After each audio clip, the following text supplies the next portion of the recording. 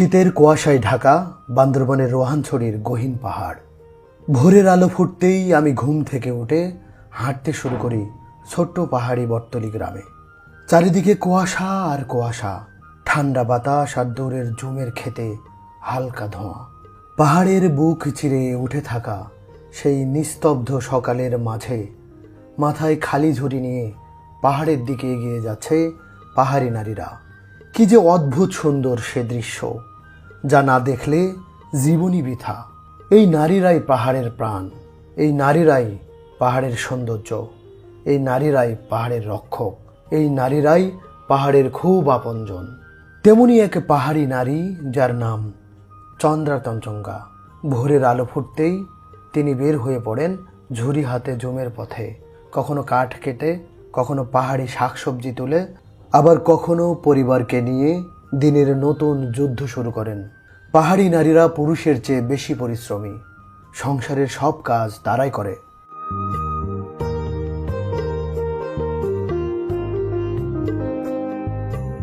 তার পরিশ্রমের ঘ্রাণ মেশে ধোয়া ওঠা রান্নার হাঁড়িতে, তার হাসি মিশে থাকে শিশুদের খেলায়, আর তার ভালোবাসা ছড়িয়ে থাকে পাহাড়ের পুরো ঢাল জুড়ে। কতই না সুন্দর সে জীবন, কতই না রঙিন। হ্যাঁ, খুবই রঙিন জীবন।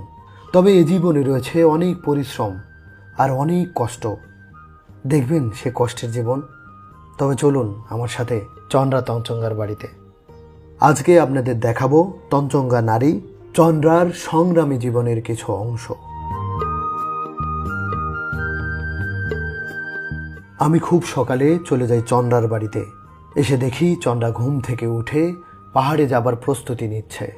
বড় একটি ঝুড়ি নিয়েছে, তাতে নিয়েছে একটি দা, ছোট একটি পানির বোতল। চন্দ্রার স্বামী ও ছেলে তাকে সাহায্য করছে।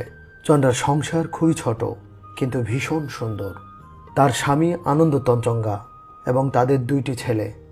ছোট ছেলে আবির ক্লাস 2-তে পড়ে, বড় ছেলে পড়ে ক্লাস 9-এ। তাদের বাড়ি পুরনো কারবারি বাড়ি। চন্দ্রার শ্বশুর এই গ্রামের কারবারি ছিল। কারবারি মানে গ্রামের প্রধান। তাদের বাড়ি কাঠ, বাঁশ আর টিনের তৈরি। চন্দ্রা তঞ্চঙ্গার দিন শুরু হয় খুবই ভোরে। হাড় কাঁপানো শীতের সকালেও সে বেরিয়ে পড়ে পাহাড়ে কাঠ কাটতে। হাতে দা, মাথায় ঝুড়ি। পাহাড়ে ওঠা, কাঠ কাটা, শুকনো ডাল সংগ্রহ করা, এটা চন্দ্রার প্রতিদিনের সাধারণ কাজ, কিন্তু খুবই পরিশ্রমের।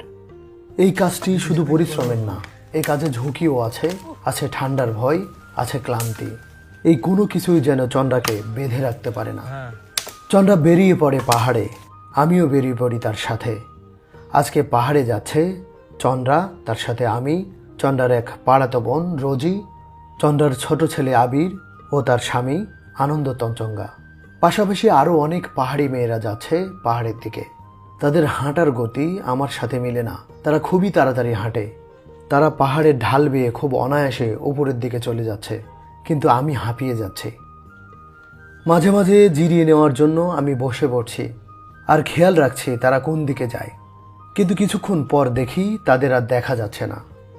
আমি তাদের থেকে অনেক দূরে পাহাড়ের ভাঁজে হারিয়ে গিয়েছি। হয়তো সামনে যে বাঘটা দেখতে পাচ্ছি তারপরে গেলেই তাদের পাবো। চন্দ্রা আমাকে বলেছিল রাস্তার পাশেই কোনো এক পাহাড়ে কাঠ কাটবে তারা, কিন্তু আমি যতই সামনে যাই না কেন তাদের আর দেখা পাই না। আমার যেন অন্যরকম ফিল হচ্ছিল, তবে ভয় লাগেনি। ভাবছি চন্দ্রা তো বলেছিল কোনো ভয় নাই। তাই আস্তে আস্তে শীতের পাহাড় দেখছি আর খুঁজতেছি।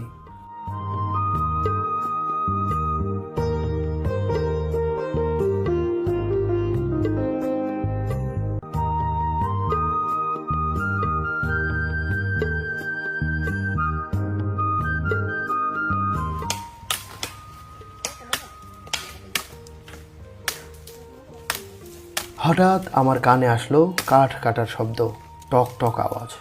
বুঝে গেলাম এই পাহাড়েই আছে চন্দ্রা। তাই আস্তে আস্তে আঁকাবাঁকা উঁচু ঢাল বেয়ে উপরে উঠতে শুরু করলাম। এই ঢালে ওঠা আমার জন্য খুবই কষ্টকর ছিল। তারপরে উঠে গেলাম। উঠে দেখি চন্দ্রা ও রোজি কাঠ কাটছে।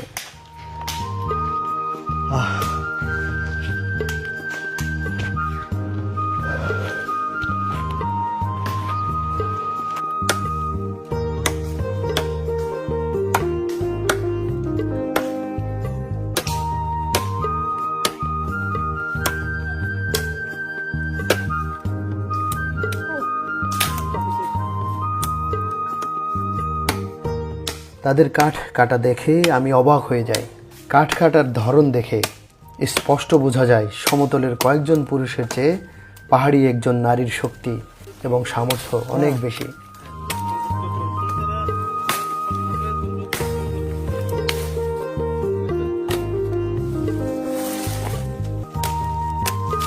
চন্দ্রা তঞ্চঙ্গা কাঠ কাটছিল।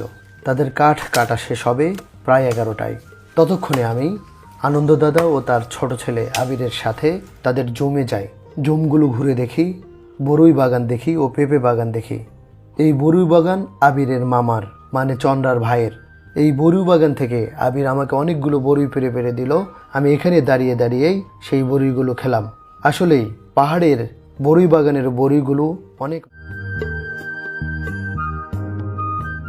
জুম থেকে আনন্দ দাদা ও আবির অনেক শাকসবজি সংগ্রহ করলো। আমি তাদের সাথে পাহাড়ে ঘুরে ঘুরে সেগুলো দেখলাম।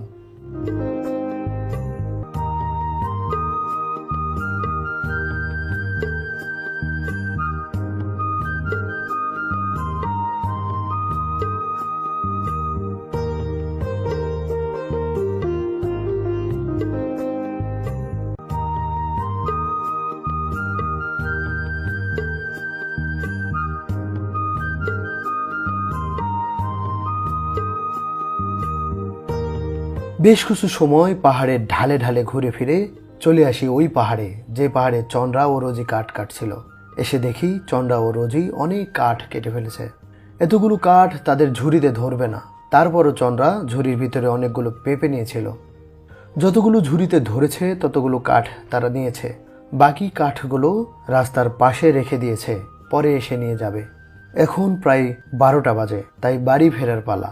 চন্দ্রা ও রোজি কাঠগুলো ঝুড়িতে করে নিয়ে ঝুড়ি মাথায় নিয়ে বাসার দিকে ফিরতে শুরু করে। ঝুড়ি থেকে কাঠগুলো ঢেলে সাজিয়ে রাখে।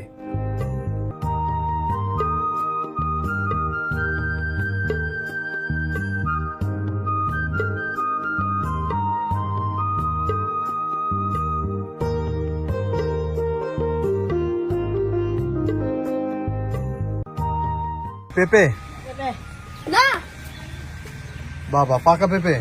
কাকা না আসলে নাই কেমন তো কই দে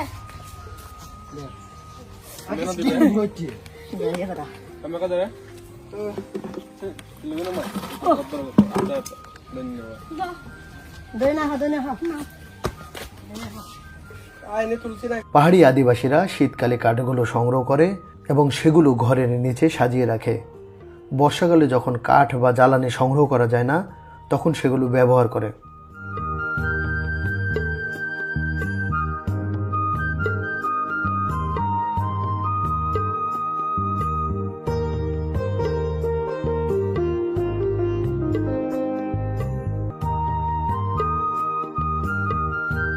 চন্দ্রা গেছে গোসল করতে, আর আনন্দ দাদা জুম থেকে আনা শাকসবজি ও ফলমূল সাজিয়ে রাখছে।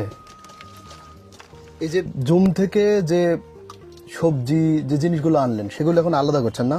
জি, আলাদা করতেছে।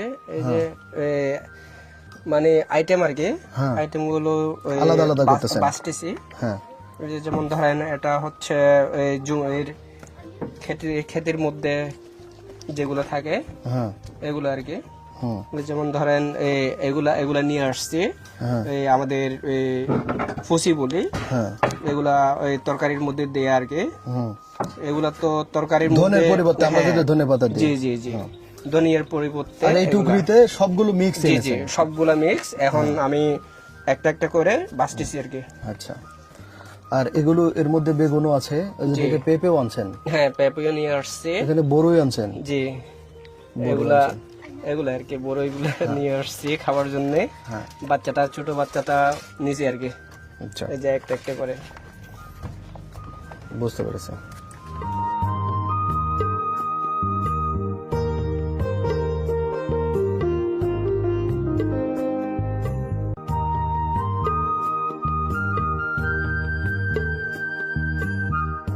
চন্দ্রা গোসল ছেড়ে এসে জমে চাষ করা চাউল দিয়ে ভাত বসিয়ে দেয় চুলার উপরে।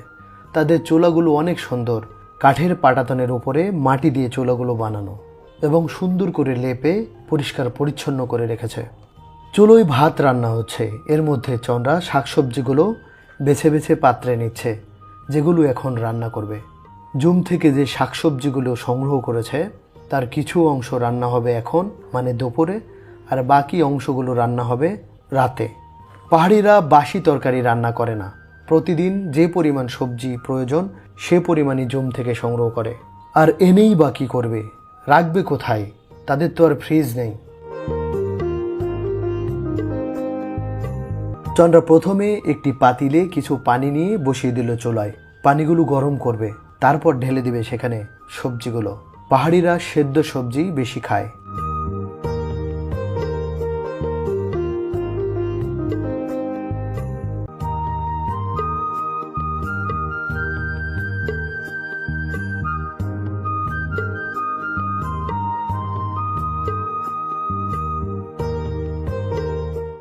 দর্শক, ওনারা কিন্তু অনেক পরিশ্রমী, এটাও কিন্তু একটা পরিশ্রমের কাজ, এই মরিচকে গুঁড়া করা।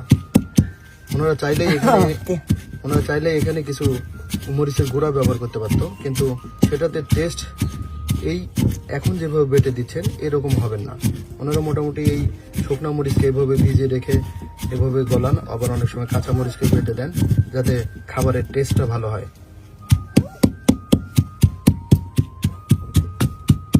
তারা মেশিন মেড মশলাও খায় না, তারা নিজেরাই তৈরি করে তাদের মশলা।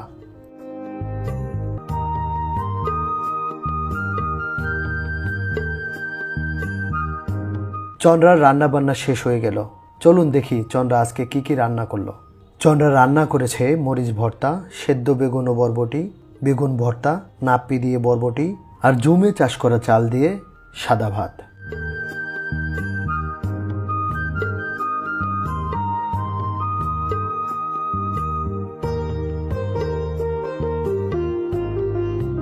গভীরভাবে বুঝলাম, যে মানুষ পরিশ্রমকে ভয় পায় না তার জীবনে কখনো দুঃখ আসে না। এই নারী আমাদের সবার জন্য শিক্ষা। সুখ গাছে জন্মায় না, কিন্তু পরিশ্রম করলে হাতে ধরা যায়।